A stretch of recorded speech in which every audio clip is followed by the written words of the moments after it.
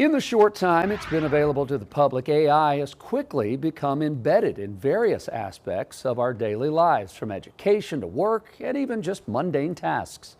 The once futuristic concept is now being used by more than half of U.S. adults. Our Queen City News Chief Business Correspondent Taylor Young joins us now. Taylor, ChatGPT, one of the most popular AI models, has been available to the public for about 2.5 years now. Yeah. We've seen a lot happen in that time frame. We have, and just looking back to November of 2022, I covered ChatGPT when it officially went public, and it quite literally took the world by storm with both excitement and skepticism. I remember one of the first stories I did was with a professor at UNC Charlotte. There were concerns that students were going to be using ChatGPT to cheat on essays or research papers. I still think that's a concern today. But really, just within the couple of first weeks, this really took off. Within the first 5 days of ChatGPT going public, it got over 1 million downloads, which was a milestone for any kind of application like this. And today, I mean, we're talking about over 400 million active weekly users in the US. Just for context, that's more than the population of the United States. So this has really taken off in a relatively short period of time. Okay, so in those 2 years, how have we seen it evolve? Yeah, I think the most noticeable is how we kind of interact with it, right? Because at first, just kind of focusing on ChatGPT here, it was more of like a chat bot. You'd use it maybe like you would for Google. Type in a question, it gives you an answer.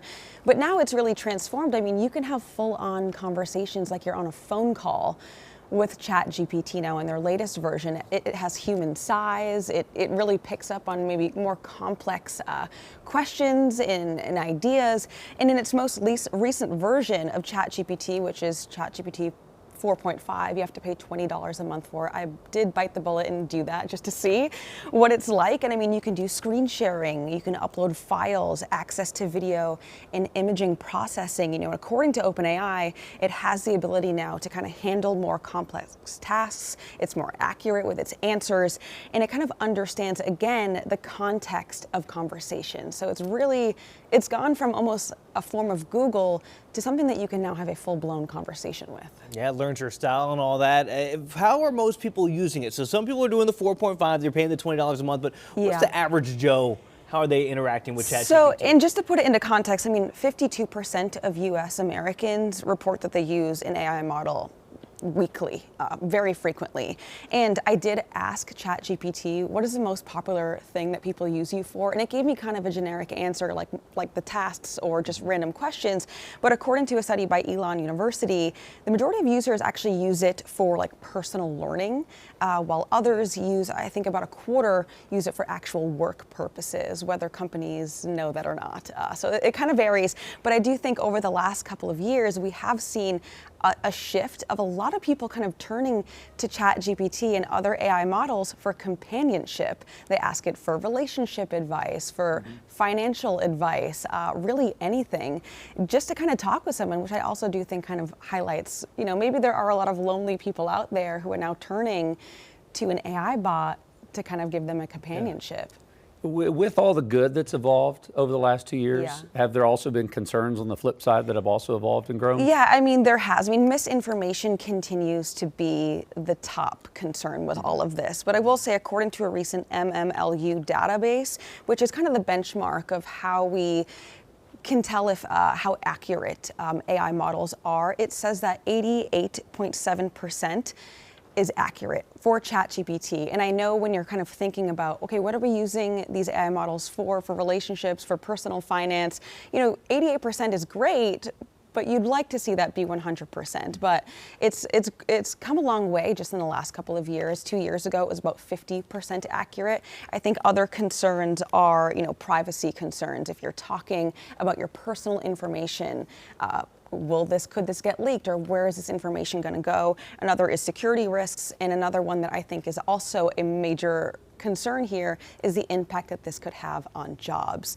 But speaking about jobs, a lot of this has been consumer-based. It is estimated that 78% of businesses worldwide now use AI, an AI model in some function of their business. That's up from 55% just 2 years ago, and 99% of Fortune 500 companies are now using AI in their daily functions. So it's really come a long way. Its popularity has really picked up both on the consumer and business side, I don't think this is something that's going away at all.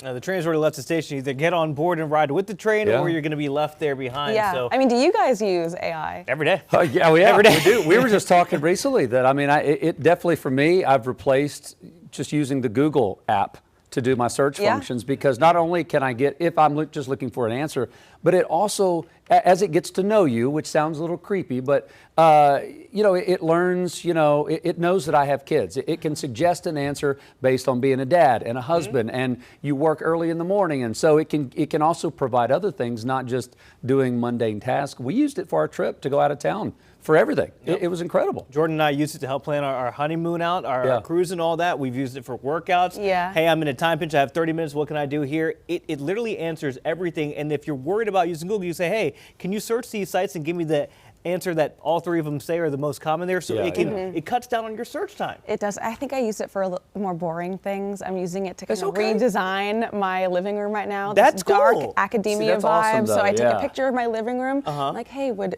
dark curtains work in here? It will generate an image of my living room, and boom. So there's a lot of ways that people are using it today, but the concerns are real. It is. I had a recent AI expert say, he's like, listen, if you have kids, first of all, teach them about it, teach them the dangers, I mean, the pros and cons that come with any new technology that we discover or create, right? There's going to be both sides of it. But the quicker the younger generation can learn how to use it for their advantage, not to get around to cheat or to try to cut corners, but to use it to make things quicker.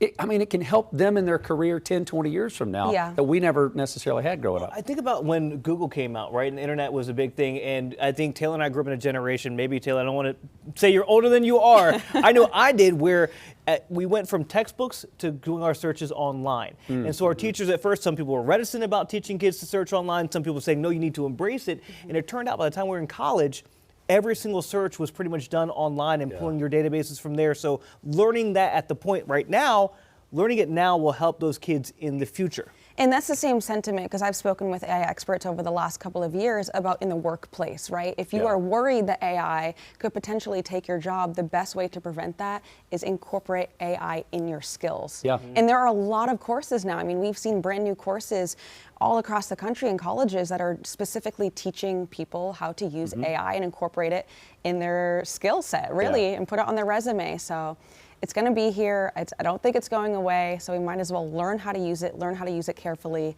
but still knowing that there are concerns with the other parts of it too. Great advice. Taylor, thanks. Appreciate it.